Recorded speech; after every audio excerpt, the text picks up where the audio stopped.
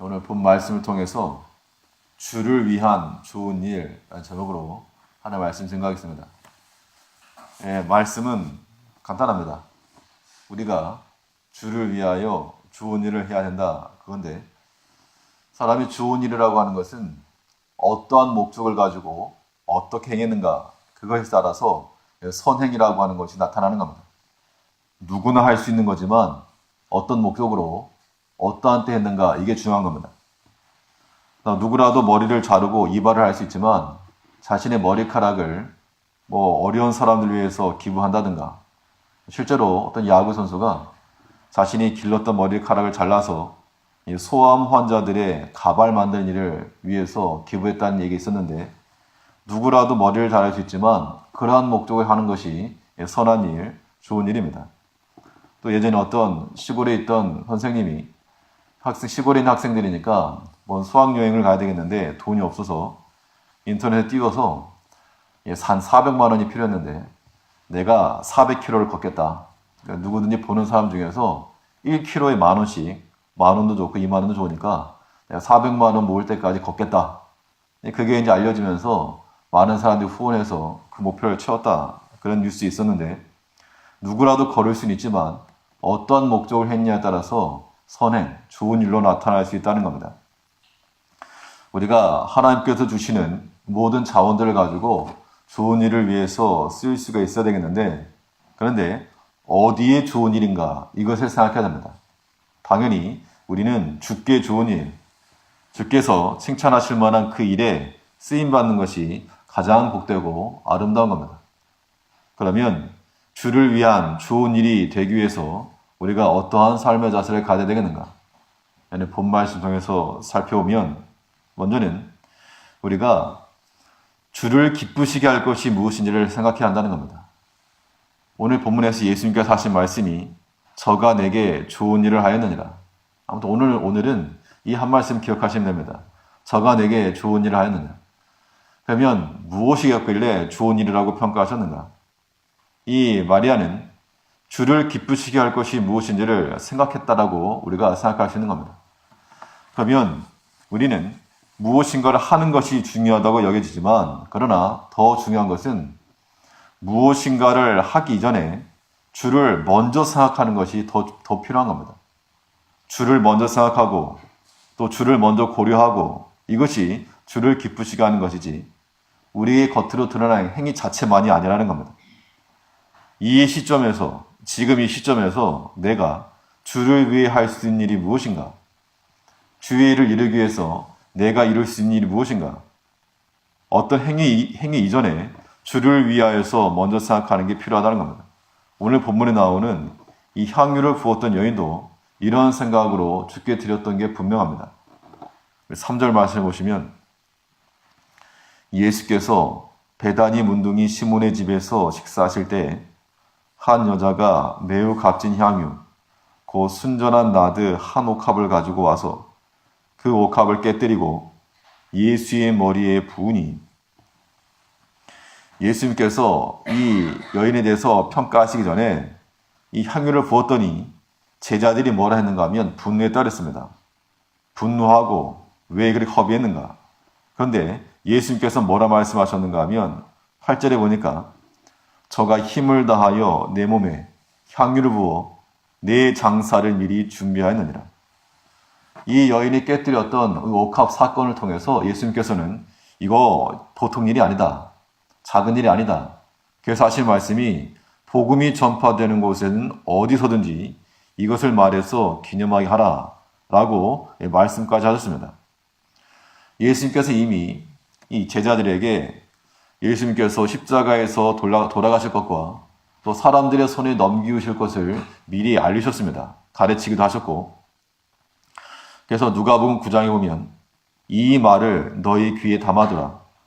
인자가 장차 사람들의 손에 넘기우리라 하시되 예수님께서 십자가에 돌아가실 것과 사람들의 손에 넘기울 것이 알려졌습니다. 가르치셨고 그 제자들은 알지 못하였고 깨닫지 못했다 그랬습니다. 이 제자들이 들었던 말들은 바로 또 사람들을 통해서 전파되었을 것이 분명한데 이 여인도 그 말을 들었을지 모를 일입니다. 예수님께서 이 여인에게 평가하실 때 내 장사를 위해서 미리 준비했다. 이 여인이 예수님의 장사를 위해서 직접 부었는지 아니면 그냥 감동에 따라 했는데 그게 주의 장사를 위한 일이 되었는지 그걸 확인할 길은 없으나 분명한 것은 주를 기쁘시게 하기 위해서 한 것은 명확하다는 겁니다. 그러므로 우리가 이 믿음을 따라 행하려면 오늘 내가 주를 기쁘시게 할 일은 무엇인가? 주를 먼저 생각하는 것이 필요하다는 겁니다.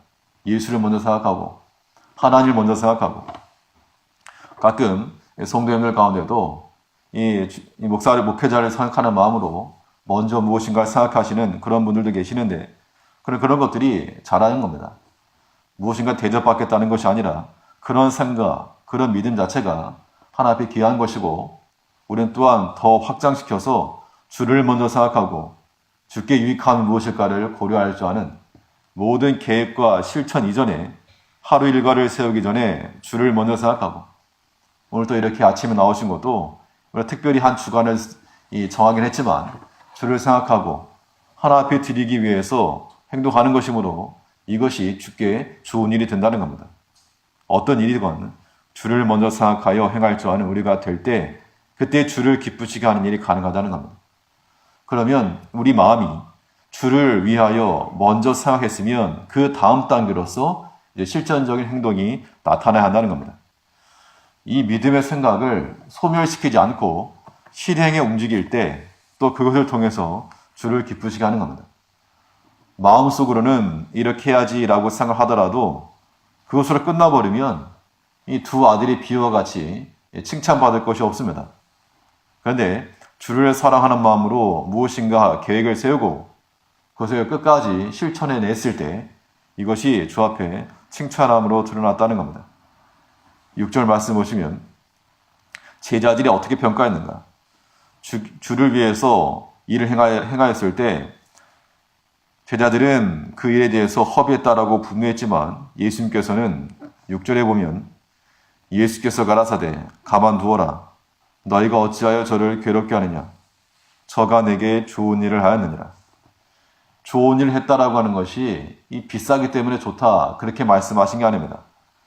이 다른 성경에 보면 300데나리온 5절에 봐도 300데나리온 이상에 팔아 한 데나리온이 그 당시 노동자 하루 품삯인 것을 생각하면 1년치 연봉에 해당하는 겁니다.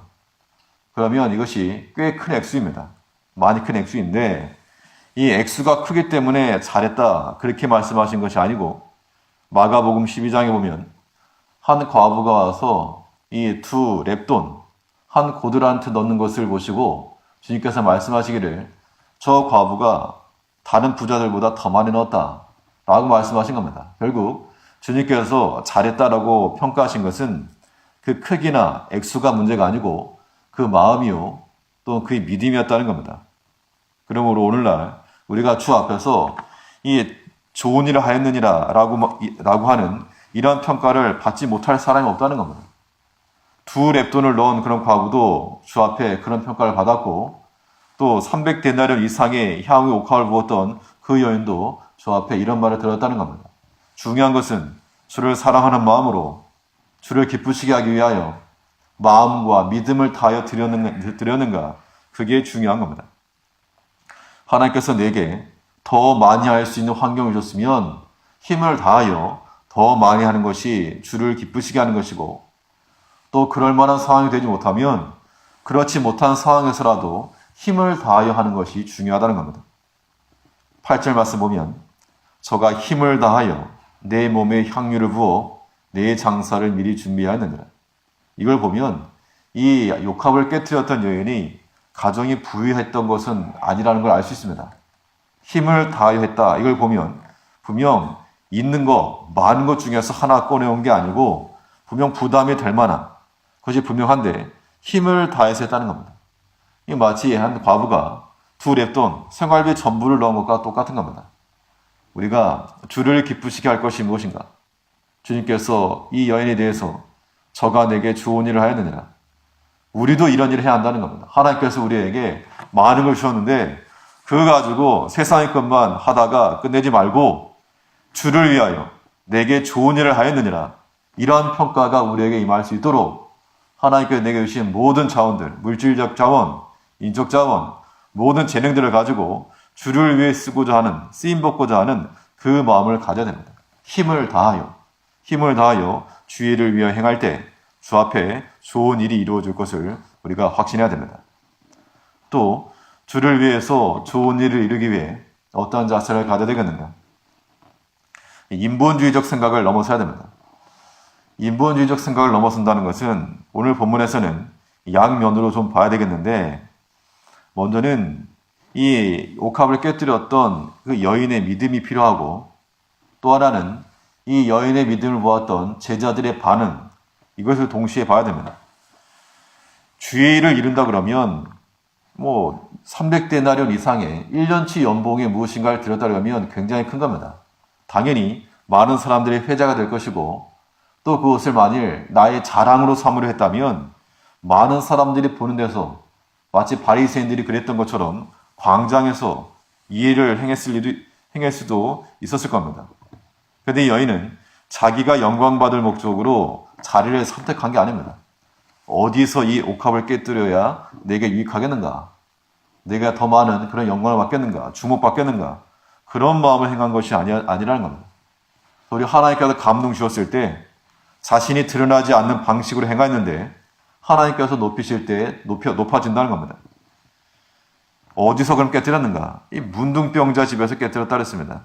3절에 보니까 예수께서 베다니 문둥이 시몬의 집에서 식사하실 때에 한 여자가 매우 값진 향유, 그 순전한 나드 한 옥합을 가지고 와서 그 옥합을 깨뜨리고 예수의 머리에 부으니, 그 당시 유대인들은 이 문둥병자와는 접촉을 하지 않았습니다.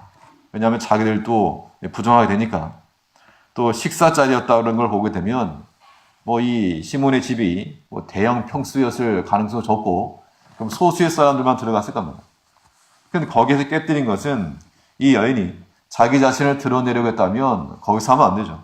최소한 오병이어 기적이 펼쳐지던 그 넓은 데서 했어야 될 일인데, 내가 영광받을 것을 생각해서 자리를 살폈던 게 아니었다는 겁니다. 도리어 예수님을 보니까 자꾸 이 문둥병자 집이 아마 향기가 나지 않았을 겁니다. 악취가 나면 악취가 나지 향기가 나지 않았을 건데, 도리어 그걸 보면서 안 되겠다. 예수님이 저기 가시니까 내가 저기서 깨뜨려야 되겠다. 오직 주만을 위해서 깨뜨린 겁니다. 이것이 우리에게 필요한 것이요, 우리가 인본주의적 생각을 넘어서야 한다는 겁니다. 우리가 주의를 한다고 하지만은 그 중심 속에 항상 자기 자신이 있다는 겁니다. 내가 좀 높아져야 되겠고, 내 말이 좀 통해야 되겠고, 내 의도가 실천돼야 되겠고, 그런 것들을 넘어서지 못하면 주를 기쁘시게 하는 거라 말할 수 없는 겁니다. 주께서 감동 주실 때 내 자리를 살피지 않고 하나님께서 명하신 대로, 그것이 큰 자리건 작은 자리건 관계없다는 겁니다. 깨뜨리고 나서 주께서 높이시면 그때 높아지더라도 우리는 오직 주만을 위하여서 행할 줄 아는 우리가 되어야 한다는 겁니다. 자신의 수고를 의도적으로 드러내는 거 인본주의고, 또 반대로 주께서 만일 이걸 드러내서 행하실 때는 주님을 높이면서 나가면 됩니다.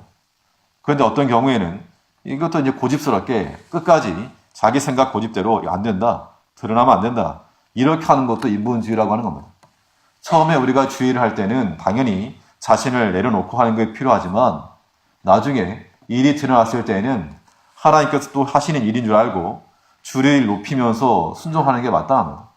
그런데 어떤 사람들은 끝까지 자기 계획대로 자기 고집을 부려서 안 된다, 그런 것도 인본주의인 것만큼 우리는 오직 주만을 생각하고 주의 일만을 생각하고 행하는 것이 필요합니다.